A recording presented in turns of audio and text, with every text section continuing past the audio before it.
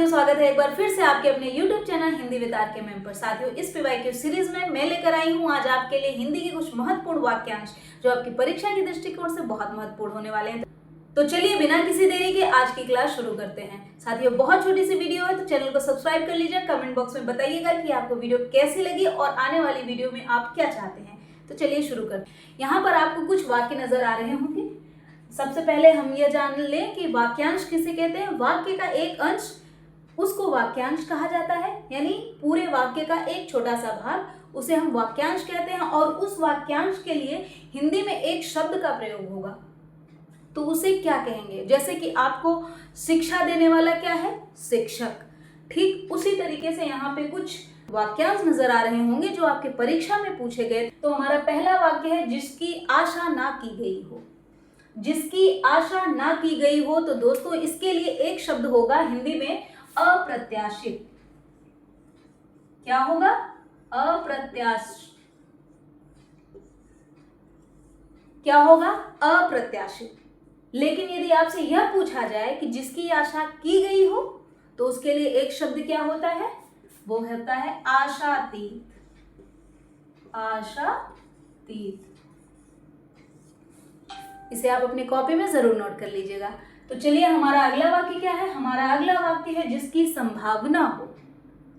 क्या हो? जिसकी संभावना हो। जैसे कि मैं अभी आपको बता रही हूं कि ये पीवाईक्यूज बहुत महत्वपूर्ण है और इनकी आपके परीक्षा में आने की संभावना भी है। तो यहाँ पर क्या हुआ, यानी कि कैसे प्रश्न होंगे जो आपकी परीक्षा में आने की जिनकी संभावना है, संभावित। तो यहाँ पर हमें एक शब्द क्या मिल गया? संभावित।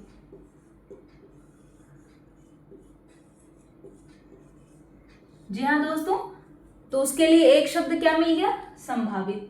चलिए हमारा अगला वाक्य देखते हैं। हमारा अगला वाक्य है जो अवश्य होने वाला हो, यानी कि जो होगा ही होगा। तो उसके लिए एक शब्द क्या होगा? अवश्य संभावी। अवश्य संभावी।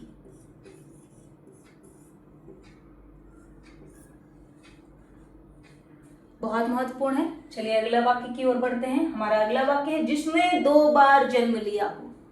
बहुत महत्वपूर्ण वाक्यांश है। जिसने 2 बार जन्म लिया हो, इसको क्या कहेंगे? आप में से कई लोग इसका उत्तर जानते होंगे, तो जल्दी कमेंट बॉक्स में बताइए।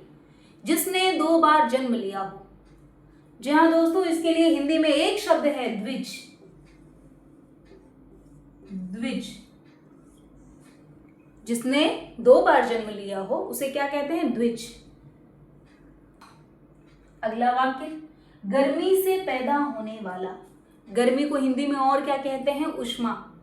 तो उष्मा से पैदा होने वाला या गर्मी से पैदा होने वाला, उसके लिए एक शब्द है, बहुत महत्वपूर्ण है, उष्मज। क्या है? उष्मज। हमारा अगला वाक्यांश क्या है दोस्तों?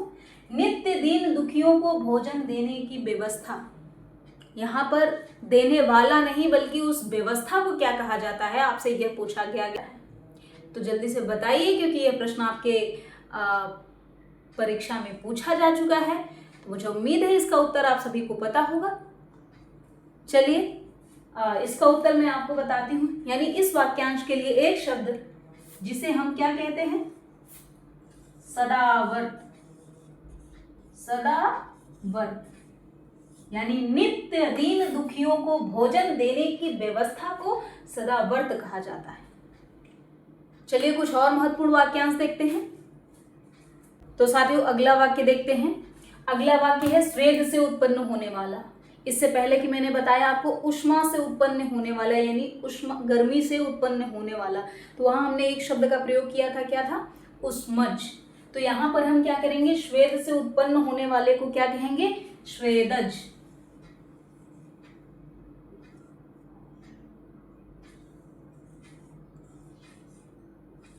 जी हाँ, ज का अर्थ ही हुआ क्या?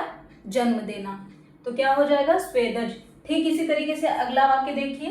अंडे से उत्पन्न होने वाला, अंडज। बहुत आसान है, लेकिन परीक्षा में आता है तो हम क्या हो जाते हैं? बहुत ज्यादा कंफ्यूज हो जाते हैं। हमारा अगला वाक्य है बाएं हाथ से तीर चलाने वाला। बाएं हाथ से तीर चलाने वाला। हिंदी में इसके लिए एक बहुत महत्वपूर्ण शब्द है जो आपकी परीक्षा में पूछा गया था। तो इसका अर्थ होगा दोस्तों, याद रखिएगा, नोट कर लीजिएगा, सव्यसाची। सव्यसाची। साथियों, वाक्यांश को जब मैं डिटेल्स में पढ़ाऊंगी तब आपको पूरा कॉन्सेप्ट समझ में आ जाएगा। अभी हम क्या कर रहे हैं, कम समय को देखते हुए पीवाईक्यूज रिवीजन कर रहे हैं। तो प्रत्येक टॉपिक के मैंने क्या किए हैं, 2-2 क्लास लिए हैं। ये इसका पहला भाग है। हम अगले भाग में कुछ और महत्वपूर्ण वाक्यांश देखेंगे। उससे पहले आइए इस आखिरी वाक्यांश को भी देख लेते हैं और इसका एक शब्द क्या होगा वह भी जान लेते हैं। हमारा अगला वाक्य है, वह स्त्री जो पति के द्वारा छोड़ दी गई हो। बहुत सारे अलग अलग परीक्षाओं में पूछा जा चुका है। आप इसका अर्थ जानते होंगे, आप इसके लिए प्रयुक्त होने वाला शब्द जानते होंगे। यदि नहीं जानते हैं तो नोट कर लीजिएगा। वह स्त्री जो पति के द्वारा छोड़ दी गई हो, उसे हमारा भारतीय समाज क्या कहता है, परित्यक्ता। जी हाँ, जगह वहां पर कम है, मैं यहां लिख देती हूं, परित्यक्ता। तो साथियों, वह स्त्री जो पति के द्वारा छोड़ दी गई हो उसे क्या कहा जाता है, परित्यक्ता।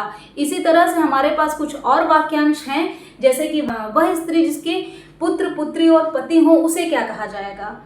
तो साथियों, आज की वीडियो कैसी लगी कमेंट बॉक्स में जरूर बताइएगा। चैनल को सब्सक्राइब कर लीजिएगा। अगली वीडियो में मैं लेकर आऊंगी आपके लिए कुछ और महत्वपूर्ण वाक्यांश। तब तक के लिए जय हिंद।